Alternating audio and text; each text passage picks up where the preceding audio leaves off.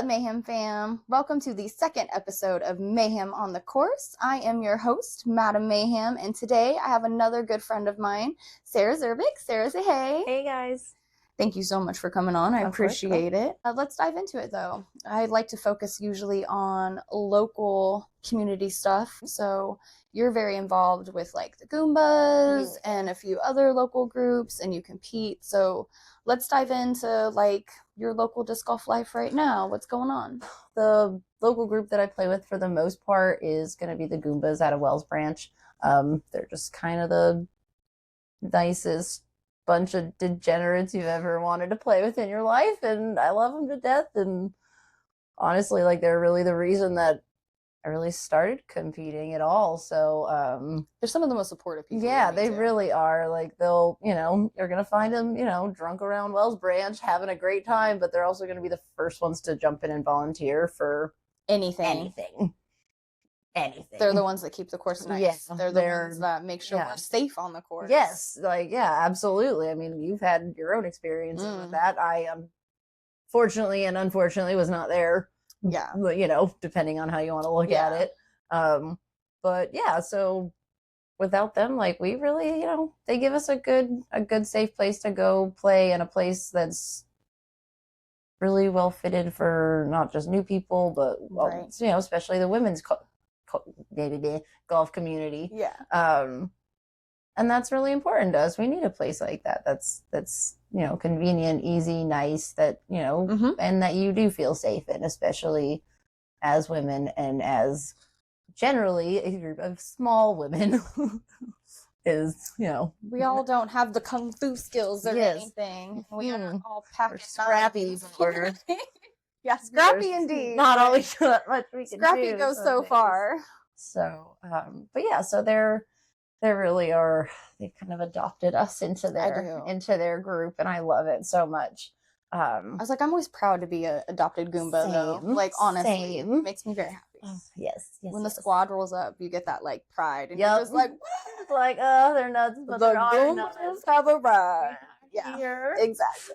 Oh man, it's good stuff. Yep, and can't deny a Goomba snack table at a tournament. Oh my gosh, seriously. Anybody and everybody that's involved at that Goomba snack table, especially women's disc golfers, Wells Branch women's, like, oh my goodness. You want a snack table, you're getting like a snack party tent. And I'm not exaggerating. These boys, they set up, they get their truck beds full of snacks and tents for shade and tables, and they just put out this big spread, and it's awesome. And it's right behind a tee box, and you could just watch the ace runs all day, and they just have this little cheering section that you don't usually get on the back nine of a course during a tournament. So that's also kind of cool. So it's a good pick you up. Yeah. Like, it amps you up again. Yeah, so good little, always with the applesauce and the applesauce. Silly the little things that make applesauce and the meat sticks. That's what we want, guys. But that is, like, seriously, not to, like, joke completely about it. It is funny, but those healthier snacks, the lighter, like the fruit and stuff, it gives you like the healthier sugars to where you're still like you're getting that boost, but you're not weighed down. And like even fruit snacks. We go nuts for fruit snacks. That's the other thing. The applesauce koozies. Yep. Some good. I've got I have a shelf in my fridge full of those applesauce right now. I just restocked it. They're really good. Yeah. Yep. Uncrustables. Mm-hmm. It's appreciated. Yes. It is greatly appreciated. No, they do awesome. All of the minis that they run out of Wells Branch, they will raise money, take money out of the pots for different tournaments, especially the women's tournament.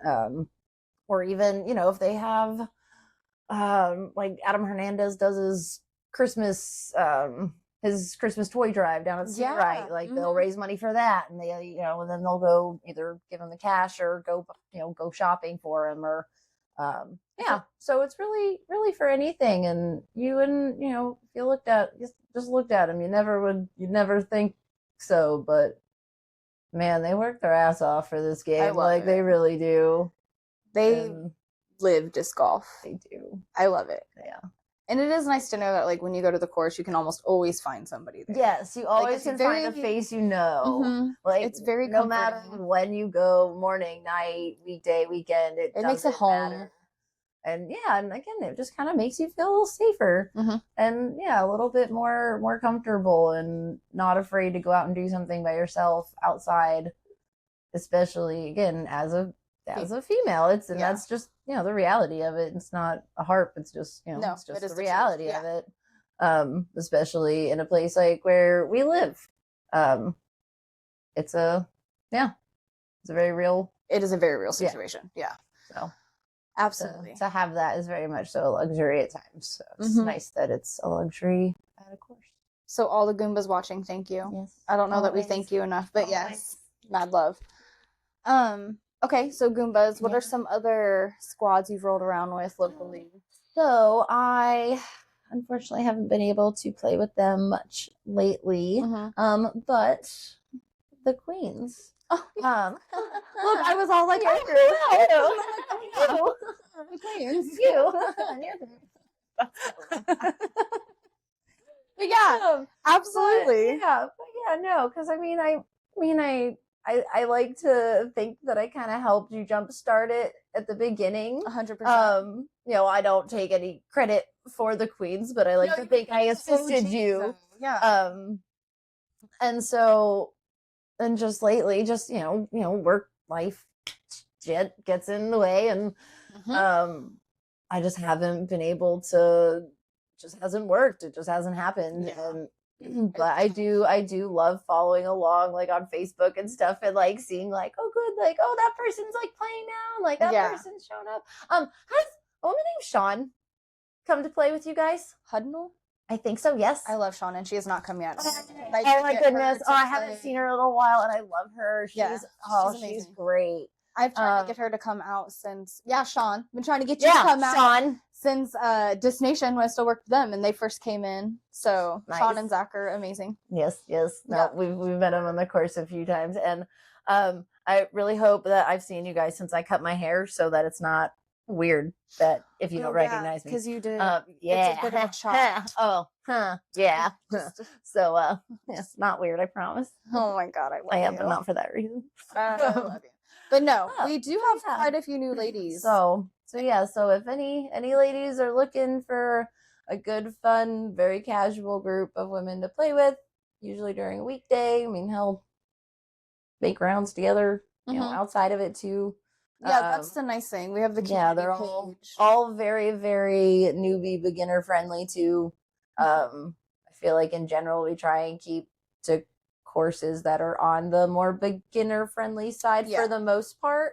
Every once in a while I feel like we'll take like a field trip somewhere, maybe go play like lately. Roy or something, like we need once a season or something. Yes. We need to start but yeah, so those are kind of the two like main groups that we play with, and I kind of associate like the Wells Branch group kind of the same-ish as the Goombas. I know we're kind of technically two different ones, but it's all essentially a mashup of essentially the same people with a couple stragglers on either side.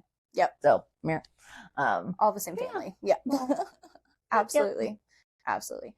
Well, so besides local clubs, we were touching on courses. Do you have I always like asking, do you have a local favorite if someone came into town, must play?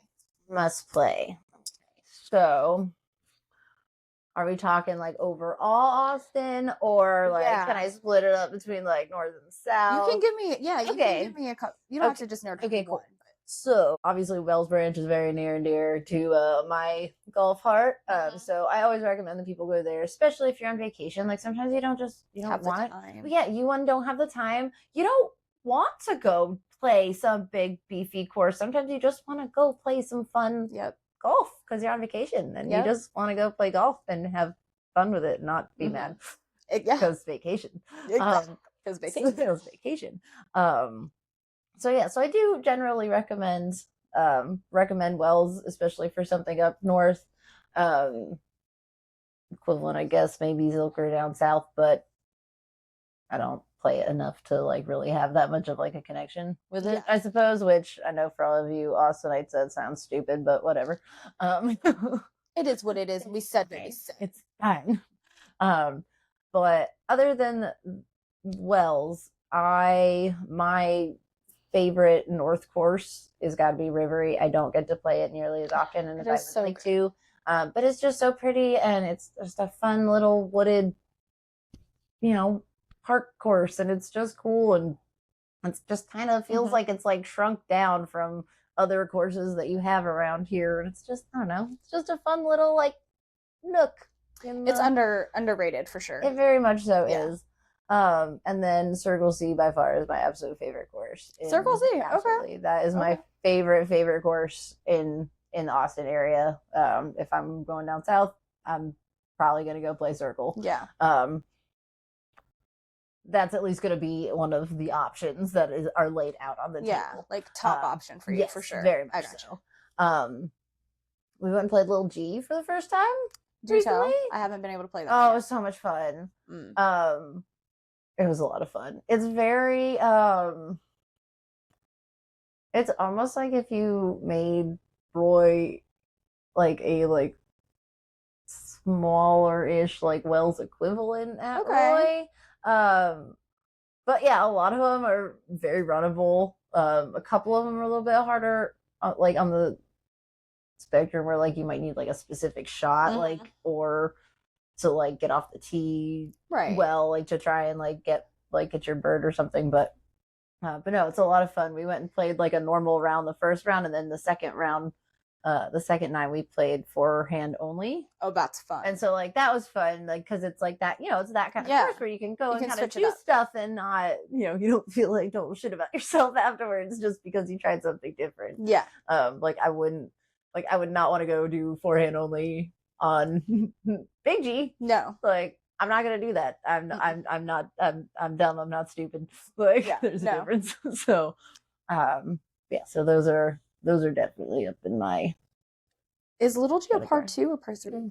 It's up so. I couldn't remember. So on UDisc, it is a part 3 course. However, it is meant to be a family-friendly, beginner-friendly course. So the T signs are different. So the T signs have par 4s, there's par 5 or 2. Like they're different because it's to, it's more to like encourage, entice the newer players. Yes, to come and play and come see what it's about. And no, that makes sense. Yeah, and I feel like it does that a really good job of that with those holes. So like, what is it? Hole?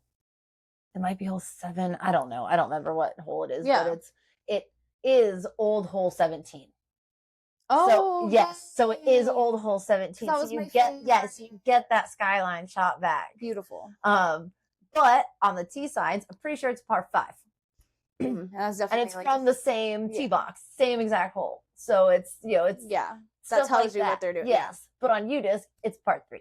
Okay, well that's good. So I think there might be different layouts or whatever, pick, but I never keep score because it's just for I fun. Can't be trusted. Yeah. No, I just can't be trusted. No, I was like, there is that side of it. Yes. Very much. That's funny. Yeah. So that one, I would also probably recommend that one for a vacation, kind of quick on the south trip. That. Yeah. Before recommending Big G, especially if time is a constraint. Because it takes you then have your option. You've got both of them right there. So you could, if you get there and you're like, oh shit, this is way bigger than I expected. All right, cool. Go play Little G. Yep. Same thing. And it still very much feels like Roy. Yeah. It's just like a tiny Roy. I love Roy. That's my toy. Yeah. Oh, so pretty. So pretty. Yeah. Yeah. Well, courses and clubs, and then you're competing. Did you move up to FPO? No. You're FA1. Yes. So, so currently playing FA1 for the most part. Every once in a while, like depending on the tournament, or especially if it's not sanctioned. Yeah. Or just like whoever's playing. Like sometimes I'll play FPO just so I don't get to play by myself or something. But that rarely happens these days, honestly, which is kind of really cool to see. But 9 times out of 10, I do have other people that are in my division and are wanting to sign up and are, I can actually compete with them and they can compete with me. And it's not just, okay, well, we're both in the same division, but one of us is clearly a lot better than the other, or vice versa, and then it's still basically like you're Right. two different divisions. Exactly. Anyway, there's not really that sense of competition. But and it's only really been like the last 2 or 3 years that we've had that luxury, because before then it was like, oh, we're playing with guys. and I kind of started competing, I feel like, right at that kind of transition. Where when I first like year or so of competing, there was what, 2, 3, like 5 people in your division if you're lucky. Yeah. And that's in FA3, like that's like that at that point, that's beginner, that's just trying to get people into the game, and so you can't even get people in there. Like it's hard, and then you end up playing against the same people every time. You learn to like kind of expect where you're gonna fall or where you should fall, and then that fucks with you anyway, like more, and then it just like it changes it, because you're like, you're like, oh, I'm supposed to beat that person, I should beat that person, and then when you don't, you just feel like shit about it, and then it sucks. So like it's nice that it's so much more than that now, that doesn't happen nearly as often. And when it does happen, it's like, okay, well, cool, it doesn't happen that often, so I don't really care that much. It's not such a big deal. Yes, exactly. It's not so defeating feeling like, oh well, I guess it's just me again, like, all right, I guess, like, and it takes the joy of competing out of it, because you're not competing, you're just paying to go play around at the course that you can play for free the next day. Like, it's just to get a player's pack that most of the time you're not going to use the disc out of. Like sure you might, but like at the same time it's like, still, like, is it really worth it? And it's just one person, so it's it's kind of a toss up.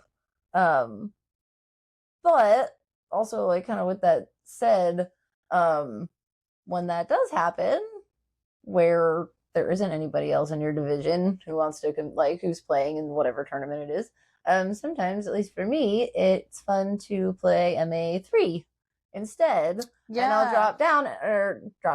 I change division. I don't really know what the cross would be. Lateral cross, or how I don't really know how that works, but yes, I'll play at MA3. That way I more than likely have several people, like a decent field at least of people to play against. A lot of the times I'm rated right in the middle of the pack somewhere, so I'm not I shouldn't be just getting blown out. Like, I'm not just competing against people. I'm actually, I can actually compete and throw and try and, like, beat some of these guys, and sometimes I do, and they're, better than me on paper. And that makes you feel real good. Yeah. Oh yeah, it does. It makes me feel real good. Yeah, it does. And like, I get to play with different people that I never would play with, or that I wouldn't know, or, names that you see on rosters all the time, but you have no idea who they are, but you're like, oh, well, I know the name, but who knows? And then you meet them and you're like, oh, sick, you're pretty cool. Right. So like this past weekend, I played the Bedbrook Summer Smash, and it was a fucking great time. They did an awesome, the Heisers awesome job. Do a fantastic job. One of my favorite local clubs too. As always, they did fucking awesome. So I played MA3 there, and the whole time, like, both the cards that I had, I felt welcomed. I didn't feel like I didn't belong there. I didn't feel like I wasn't allowed to be there. I felt supported. There was not a single negative thing that I could say about my experience this past weekend in this division, in a tournament with a pretty big field. I think we got like 100 people or something like that. I think they might have broke one. Sure, it was close. I was just looking at your division alone though. And so I think MA3 had like 15 people or something. So I was like, maybe even a little more. There, it was a good size. so it was like, yeah, guys I would never ever play with ever. And I had some of met some of the coolest people. Had a great time. And had a great time. And sometimes, and I kind of realized this over the weekend, that sometimes making a change like that helps make you realize that golf is still fun. And you need that, because sometimes it gets... Because, again, sometimes you get in your head where you're playing against the same people and you're just like, fuck, why am I not beating them? I'm supposed to be beating them. I know I can beat this person. Why do I keep losing? I'm sick of just being at the bottom of the 5, or whatever it is. Like, it gets a little defeating. And so to be able to go and play in a different division and still compete and still play well and not have to dumb down how you're playing or change how you're playing to still be able to compete and keep up. Right. And it just kind of, I don't know, it just kind of lets that expectation go and just kind of lets you play and enjoy the game sometimes. Yeah. And I was like, oh shit, okay, maybe I need to do that more often. Yes. Like, maybe I need to just do that, because that seemed to work. So maybe we'll start, just kind of going back and forth a little bit more sometimes, rather than just being like, oh, well, I play this division, so I have to play this division. Right. Like, you don't have to. I don't. Exactly. Yeah, I don't. That's a lie. Don't lie to yourself, Sarah. That's false. False, ma'am. No. Yeah. But yeah, no, and that was the most fun time I've had playing in a tournament. Probably most of the season. And I've had a lot of fun playing in a lot of the tournaments that I've played in. Like, that's not to say that I haven't had a good fun season, because I have. But this one was a little bit different. Awesome. Yeah. And I was like, oh, it just kind of, makes you think about things a little bit. Yeah, absolutely. Switching it up. That's why I love our Queens rounds, because I don't always score mine, and there's no expectations to score. Yeah. And sometimes I just need to go out there and chuck some plastic and remember that I love the game. Yeah. And not competing with myself, because that's it. It's not that it's not just like, oh, I got to beat them. It's like, why is my game not improved enough to move up? Yeah. It's not so much like a rivalry, I feel like. That's why I love disc golf. Yeah. Because you're still, especially, I feel like with women, we're still like, oh, I want you to just go out there and kick ass. I want you to do so good. And on the tee box, we're like, get it. Because we do. We do. But we also... we want to win. I also want to do it better. I want you to be better than you are, but I want to be better than you want to be. I get it. I really do. We're both competitive by nature. And you're allowed to be competitive and supportive, and not 100%. And those two things do not contradict. The asshole. Yes, that is not what that. That's not what that is. Sometimes it is what it is, but 9 times out of 10, that's not what it needs to be. Yeah, agree 100%. 100%. So talking about that, playing with men versus women. Yes. Expound upon. I mean, I feel like the local community we are pretty blessed with. Like you said on your card, you felt welcome, you felt supported, you felt safe. I feel like we're very blessed, and that's not everywhere. So we can't really can't speak behalf of all females, but I feel like we're really lucky, and I appreciate playing with men. But there's also the difference of the game that I've talked about with like Tiffany and other women, where it's like, I also feel like I've learned far more playing with women. Does that make sense? Yeah, I think it kind of, it teaches you different things about different things, it's just the mechanics and everything. Yeah, and like when you say learn more from women, like learn more about what? About because our bodies are all close to the same. About mechanics, specifically mechanics. Yes. Mm-hmm. Okay, and that makes total sense. No, that's okay, because I don't know if it was like a technique thing, or just like how to find a line, or I don't know, like other things, like how to look at something differently, or I feel like my game improved when I started playing with women, because I started understanding more of the mechanics of a female's body versus a man's body.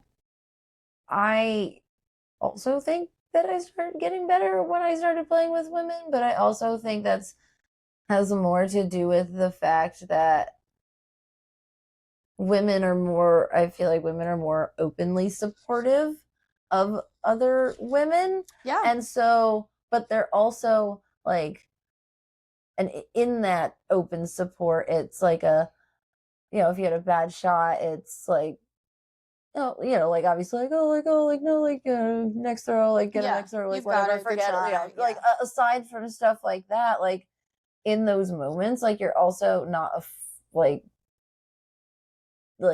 exchanging like information and like how we talk to each other is a little bit different. 100% too, though. Yeah. And just kind of like how women communicate with other women is just so different than with like men and women or men and men. Like it's just everyone, there's just a very different dynamic and different understanding and different, it's just different. It's just different. And so in those instances, you can communicate things to change, or I don't even want to I know it sounds like I'm trying to say like advice, but like it's not even that. It's like taking instruction more so than advice. Just advice, yeah. Because I feel like advice has like a bad like a negative connotation to it, especially when you involve the sexes. Yes, and like that's not what we're saying. Not what I'm trying to like get at. No, all. Like just that. Yeah, I don't know. It's kind of like one of those, I think that's like, a good word for because it's kind of one of those like weird abstract spaces that I'm trying to like explain. That's not a very explainable thing. It's very much so just like a thing. A thing. I love you so much. Yeah. I love you so much. So what other tournaments are you excited coming up? Because you played the Bitbrook, the Super Smash. What else is coming up that you're excited about? So every year, this will be the fifth one this year. Fifth one? Wells Branch Women's Open. Yeah. So the Wells Women's Open. This will be the fifth one. And this one is very, very near and dear to my heart. It is the first year that they did this tournament, I played it, and it was my first tournament that I ever played. So since then, I have then played in all of them so far, and since then, I have helped with the planning of said tournament as well. So to kind of be able to watch it progress, watch it progress while I watch me progress with it with disc golf is kind of cool. Especially with it being at Wells and with all of those going full circle, Goomba Boys being the most helpful, wonderful volunteers ever. Yes. They are. And once again, just coming right back to them. They are. So we do all the planning so that they can do all the work. Honestly, that is really what it is. Statement. Yes. So we plan everything so that we say, hey, boys, this is what we need. Here you go. And they go and they spot and they man the snack table and they do water runs and they are spotting and they're like, or we would be able cards, to play. Yeah. And they are doing every single thing so that we're able to play and that we don't have to actually do the TDing and stress about it while we're trying it. We can just go play. Mm-hmm. We can go play because that's what we're here for, is to play the sport we love. Yeah. We want to play with a lot of other people and actually get to play with them. Yes. I don't want the hosting syndrome to happen because that sucks. It'll take all the joy right out of it. Yeah. Speaking of Wells Branch Women's Open, because this episode will drop in time, we are still looking for sponsors. Yes. So if you would like to sponsor in any way, please reach out to me via Facebook. And let's talk about how you can help make this year even better than it has been. Because every year, like I said, I'm really proud of the progress, and it just keeps getting bigger and better. And I want to blow it out this year. So hit me up. Yeah, I would say we've maxed out player registration the last couple of years and fairly quickly. I mean, last year wasn't it within like a week or something? I think it was a little 2 longer than that, but like 2 weeks, yeah. Yeah, like I'm like, who knows? I could be way off. Like, I know exactly what you mean. Don't sue me if I'm lying. Don't sue me. It's fine. But like it went pretty damn quick. Yeah. It's not no dude's dubs, but yeah, right? Like doing this 2-minute shit. But it's still I'm really proud of it's been awesome, and we get really awesome feedback every year. Yep. And I don't mean that we only get awesome feedback. I mean we get awesome feedback, positive and negative, to help us, to how to make it better the next year. And I feel like people have done a really good job communicating those things and not being afraid to. I mean, I can't tell you how many people have come up to me personally and just been like, yo, that thing we did last year, that was dumb. Can we not do that again? Noted. And I said, sick. I thought the same thing. Got you. Right. And validated, and we got it. Yep. We changed things. And, if it was just one person that said that, be like, okay. Yeah. It was not about the same things. So, we'd make changes and we adjust things. Exactly. And guess what? Didn't have any complaints about it the next year. Yeah. Because guess what? It was changed for the better. Yeah. And it just keeps doing that. What is the other beautiful thing about it being a women's tournament? It's not like we're generally quiet women when it comes to there being an issue, especially about something like that. So there's a lot of large personalities in the women's disc golf community. There is, yeah. And it's a beautiful thing. It is. I feel like I have found more of a voice being a part of the disc golf community, the women that I have found in my life now, thanks to disc golf. I feel like I've learned how to harness it a little, I get you. Like, use it for the powers of good. Lord knows I've never not maybe been a little spouty, but spouty is a good word for that. I like it. Yeah, I like to run my mouth, whatever. But yeah, I feel like it's, especially as an adult getting back into competing. Yeah. And as an adult who was the hothead on all of her previous teams. Okay. And now knowing that that is not an acceptable form of behavior in society. I mean, when you're not on a court, because I'm not on a court anymore. Yeah. So, trying to relearn how to be competitive in a very different situation and different field, and like etiquette. That makes a lot of sense. It's hard. It was a challenge. It is. It still is. It's hard. Because I can't. It's a lot less acceptable to punch a tree than it is to punch the gym wall. Yeah. And I don't want to be that kind of competitive anymore. No. That's because it sucks. It really not like does. The healthy competitive. No, it's not. We want not healthy competitive. Yes. Correct. So that's where those positive influences, though, of the other women come in. Yes, and so disc golf in general, and it's been very especially positive. With that, like with the women's side of disc golf, has very much so helped to kind of like shape it a little bit better. I love that for you. And yeah, like I know this is good. I know this is a good thing, but like, and Sarah, you can still be your fiery loudmouth self, but you can also do it in a respectable manner, young lady. That. Yeah. If you don't have to open my mouth every time. That's hilarious. Okay, let's talk disc life balance. So like disc golf's amazing. We want to play it as much as we can.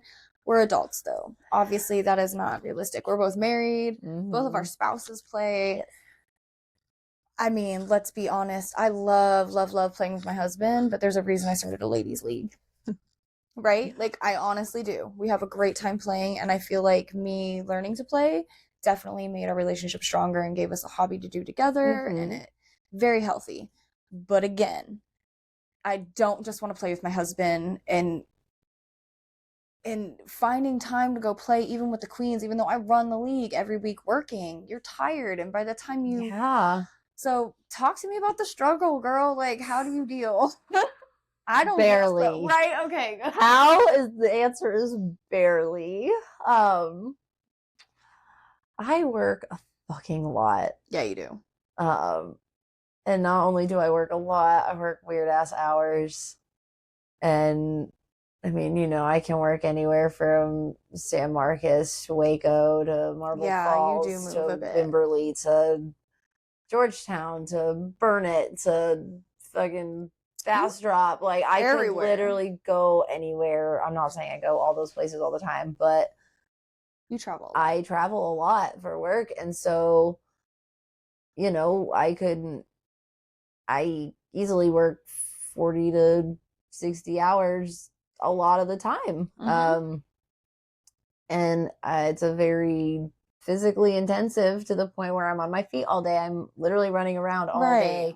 I'm doing 17,000 things at a time while I'm trying to manage my team and keep my doctor going and making sure that, you know, clinic is functioning while getting all these other things done at the same time. So just being at work is exhausting. And I'm the kind of person where I can go until I sit down. Yep. And then you're like, the second I sit down, I'm not fucking moving. Yep. I'm not doing it. I can't do it. I physically cannot do it. You're like, I'm done. I'm done. I can't do that. That said, I am not home a lot of the time. You make sure you don't sit down until you're ready to not be moving. Yes. But also on the flip side of that, Mark works from home. And so I am around people all day. Yeah. All day. He is not. All day, every day. We love people. Not alone, ever. Oh, man. And it's very opposite of Mark, where he is not with anybody 90% of the time. He's by himself. And so he's starving for it and you're overloaded. Yes, exactly. It's a very like high saturation on both sides, and it's a very off balance. To where I want nothing more than a couple of hours to my fucking self. Like once a week. And I will say I do tend to get that. Yeah. But that is a very valuable 2 hours. Couple of hours to me, where those same couple of hours on the other side for him, where he gets to leave and go, you know, has to do like whatever it is that he's doing, is also very valuable. So that he can go and have that interaction, go hang out with people and do stuff, and not just be stuck in our little apartment, which, you know, by himself all the time with the dogs going nuts. Going nuts, because I would. I don't get it. I don't know how he does it. But yeah, like it's really hard to find that time when our schedules are mine is so variable, and I'm not even gonna say flexible, because it's not flexible. It's just so variable. And yeah, long hours, and you know, long physically demanding hours and mentally demanding hours, and to put all of that together and then want to go and try and do something afterwards. So that's really, really hard. And sometimes I really don't want to, but I have to. Yeah, you have to. I have to. I have to. I can't just go be a fucking troll in my living room every night. Even if it'd be really easy to do it sometimes. Yes. But yeah. And so like, I'm like, okay, no, like he really needs to go. He really wants to go play. Like, no, like, let's just go. Come on, let's go. And let's go. And you know, 9 times out of 10, once I start playing or doing whatever it is, I'm like, hell yeah, like this is fine. Great. Yeah. Great. Grand. Awesome. Perfect. And perfect. But yeah, so it's really fucking hard to find a balance for it right now. And it's definitely something that I think about a whole lot. And I don't really know how to change that at the moment. Girl, when you find out, you let me know. But I have the same struggle. I'm trying to think of something, because it's a lot. It is a lot. But we both agree that like if you have to make that initial like, no, I'm going to do it. And then once you do it, it's always the, oh, I'm so glad I did. Yeah. The relief and the like, this is what I needed. This is why I play this sport. Yeah. Absolutely. Yes. Absolutely. It is the stress reliever. It is. And that's why mental, physical, it's so good for you. Disc golf is really like the best therapy there is. It really is. 100%. Thank you so much for coming on. It means the world to me. I love it. Perfect. And that wraps it up for this episode. I appreciate y'all for tuning in. Make sure you check back next episode. That'll be dropping in 2 weeks. I have my good friend Alan on. We're going to talk about some disc dyeing and some other fun stuff. So I know Alan's great. Yes, he's done a lot with the disc golf community, and I'm sure has a lot of fun stories to share. So make sure you tune back in 2 weeks. And much love, fam. Out.